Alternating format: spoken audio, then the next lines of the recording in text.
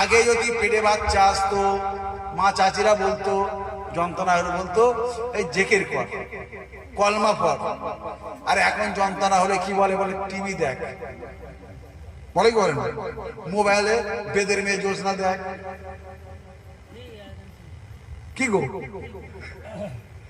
আগে বাচ্চা আসলে, পেটে বাচ্চা আসলে, যন্ত্রণা হলে জেকের আজগার কর, কলমা পড়, নামাজ পড়। বাস্তব কথা বলছি। কি বললেন? আগে জেকের আজগার করতো, মা বোনেরা নামাজ পড়তো, কলমা পড়তো, আল্লাহর উপর বিশ্বাস রাখতো। কারণ মরবে কি বাঁচবে জানা নাই, এই জন্য সাতটা খেয়ে দেয়। এর জীবনের শেষ আশা একটু পূরণ হয়ে যাক।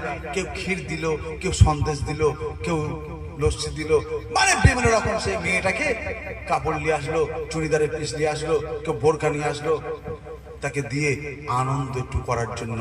যতই তুমি বোরকা, যতই সন্দেশ, যতই তুমি যাই দাও না কেন, তার মনে হচ্ছে যে আমি সন্দেশ খাই আর বোরকা পাই আর লাড্ডু খাই আর যাই খাই, আমার কি হবে? চিন্তা করে কি করে না? সে আল্লাহর উপর ভরসা করে থাকে না গো। তাহলে আয়ে খারে